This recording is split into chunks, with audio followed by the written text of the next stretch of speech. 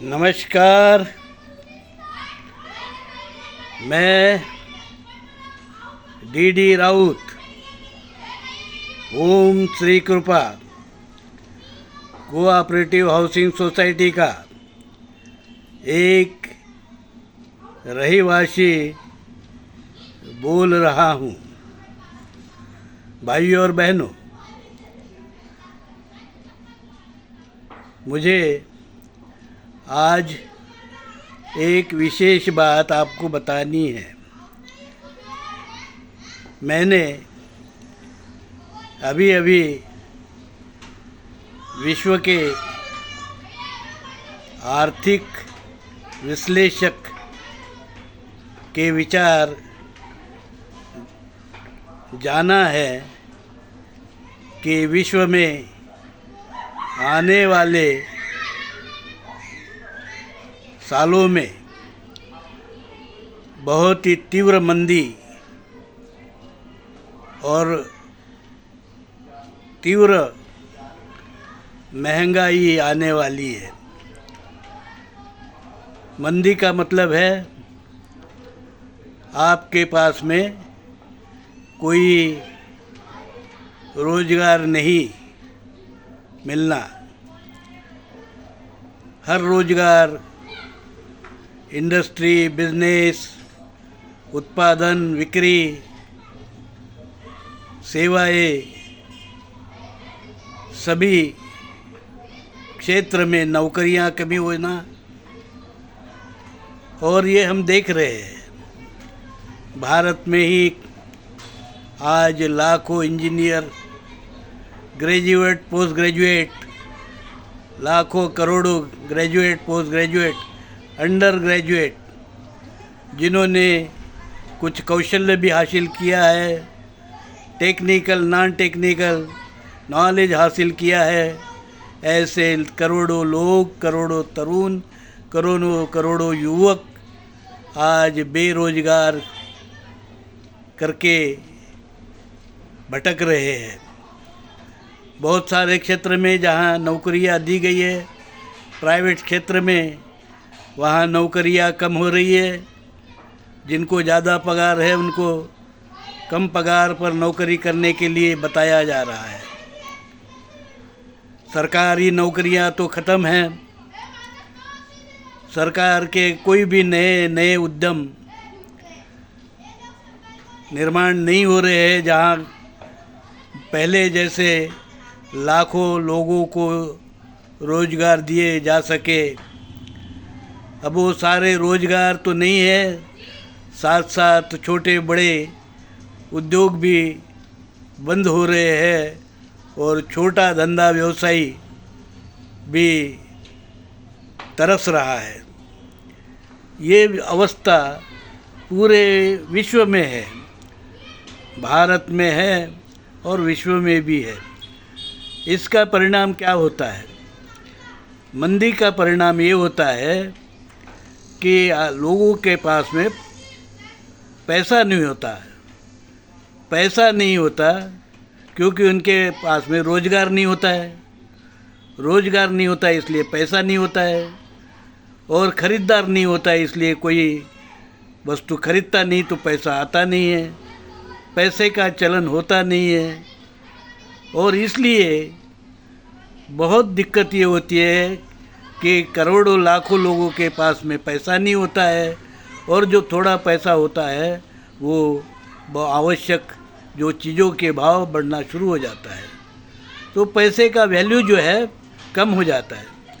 जो चीज़ 1 रुपये मिलती है वो अब आपको 10 रुपये में लेना पड़ेगा, और आपके पास में पैसा नहीं है। तो खाने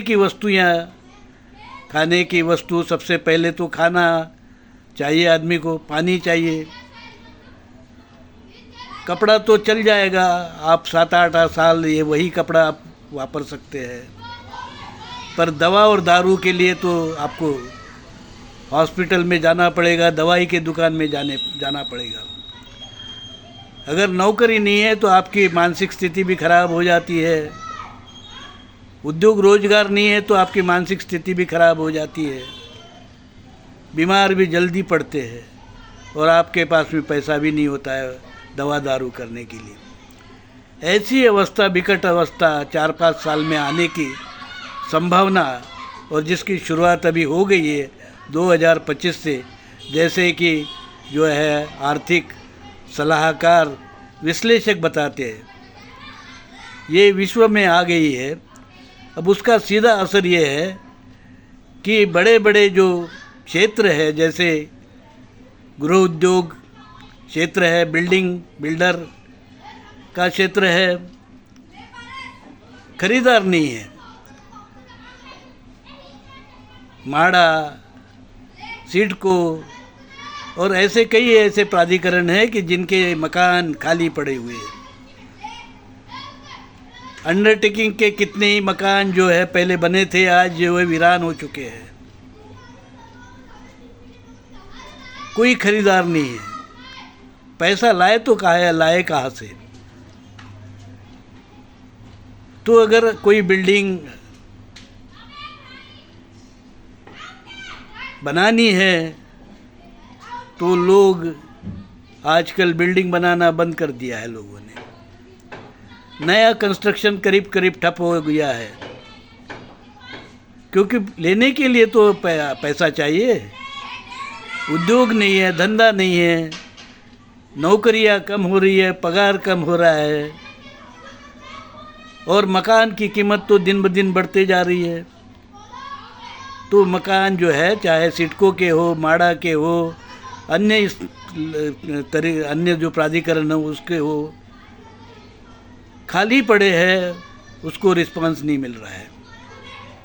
ऐसी स्थिति जो बिल्डिंग क्षेत्र में है वहाँ भी निर्माण हो गई है। आज 1 करोड़ का छोटा सा फ्लैट है, शहरों में उसकी कीमत होती है 1 करोड़ से 1.5 करोड़। लोग पैसा कहाँ से लाएंगे? ऐसी अवस्था में बिल्डर जो है बांधकर क्या करेगा बिल्डिंग? तो भाइयों, मैं तो इतना ही कहूँगा कि आपको अपनी जो भी छोटी मोटी नौकरी है, छोटी बड़ी नौकरी है, उसको आपको जो है संभालना है, उसको बनाए रखना है। और साथ साथ जिस मकान में आप आज रहते हो वो मकान को भी गिरने नहीं देना है।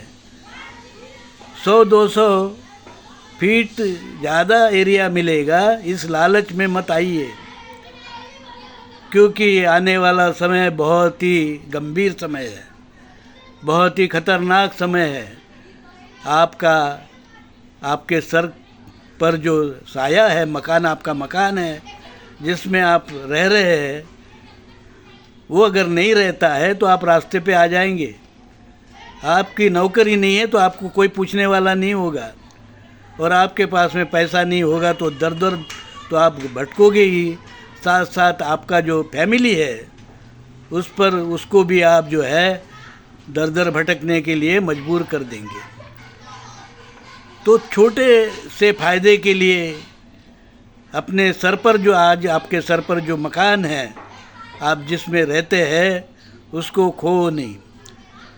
कम से कम मैं तो ये कहूँगा कि किसी भी सोसाइटी ने आज रीडेवलपमेंट को जाने की ज़रूरत नहीं है। थोड़ा बहुत रिपेयर करके आप अपनी सोसाइटी को चला सकते हैं, ताकि आपके सर पर आपका मकान का जो है छत बना रहे।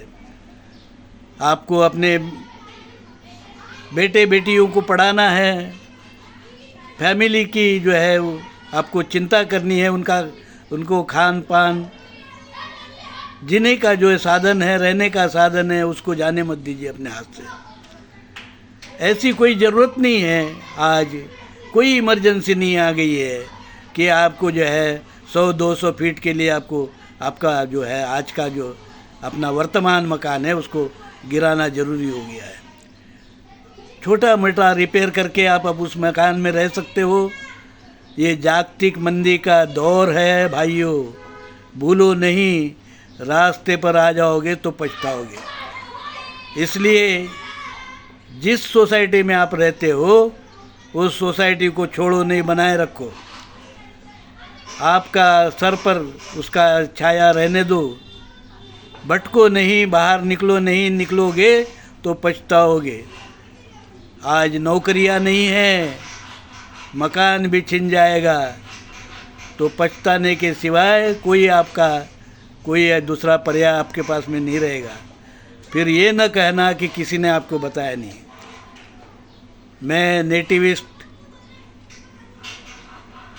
मैं डी राउत,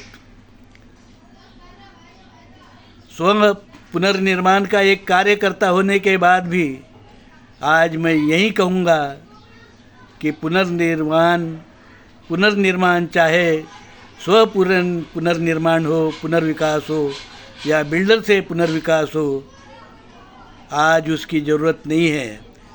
हमारी सोसाइटी अच्छी कंडीशन में है, C1 में नहीं है,